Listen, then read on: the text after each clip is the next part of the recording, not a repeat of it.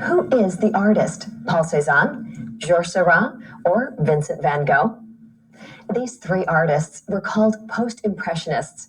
Their styles developed from Impressionism in the years 1880 to 1905. You'll learn how to sense the individual style and subjects of each artist by observing their paintings carefully and comparing and contrasting each one. Cézanne, Seurat, and Van Gogh all lived in Paris over 100 years ago, when it looked like this. Vincent van Gogh especially liked to paint landscapes and portraits. He painted with energy and passion every day, squeezing thick oil paints directly from the tubes and often spreading it with his fingers. Georges Seurat was inspired by the colors of the Impressionists and intrigued with the scientific analysis of color. He discovered that by placing dots of pure hues next to one another, he could let the viewer's eyes blend them together to create truly vibrant colors.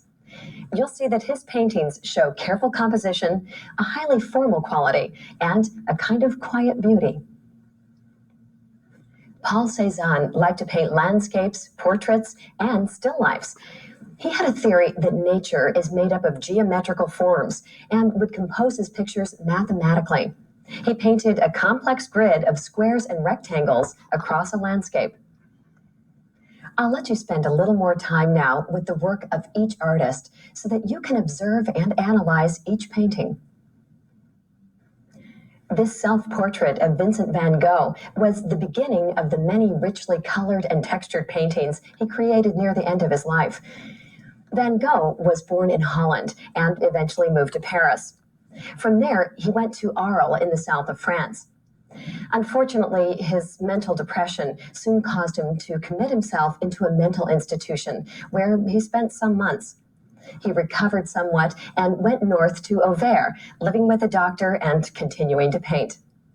However, at the age of 37, he took his own life after he again became depressed with his lack of success as a painter.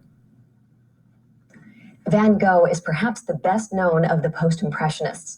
He sold only one painting during his lifetime, but after his death, his fame grew rapidly.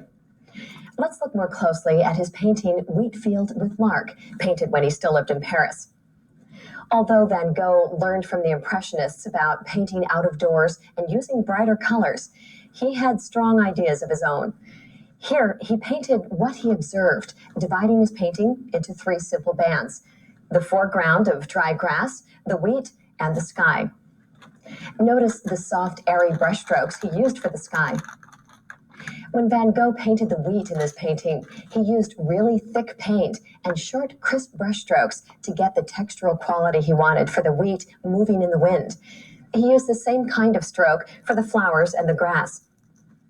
This is one technique which will help you recognize Van Gogh's unique style in other paintings.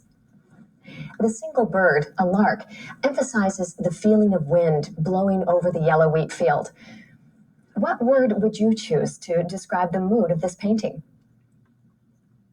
When Van Gogh moved to Arles, he found a little yellow house where he began to paint portraits of people who lived nearby. He called this colorful portrait La Mousme, after being inspired by a character in a popular novel. Van Gogh discovered while painting La Mousme that he didn't have to imitate the real colors of his subject. He boldly used strong blue, red, and orange for the stripes and spots on the girl's dress. The colors of her skin, the chair, and the subtle green of the background are more neutral colors. Can you see the texture of Van Gogh's brushstrokes? To make this texture, he used really thick paint. I'm sure you've noticed that this is a technique which will help you recognize Van Gogh's unique style in other paintings. Van Gogh painted Sidewalk Cafe at night, out of doors with candles to light his canvas and his palette. He felt that the night was more alive and more richly colored than the day. He used two of his favorite colors in the painting, blue and yellow-orange. The warm yellow-orange of the cafe contrasts with the blue-black of the far-off buildings and the brighter blue of the sky and the doorway. The strongest contrast is in the center of the picture, where the awning touches the sky. Rhythm, a principle of design, was created with the repetition of the jagged blue triangle of sky and the triangular orange floor, as well as with the round misty stars and the circles of the tabletops. You have now studied the style of painting and the favorite subjects of Vincent van Gogh in 3 of his paintings. Think about his style. He created texture by using thick paint. He used bold, sometimes unrealistic colors.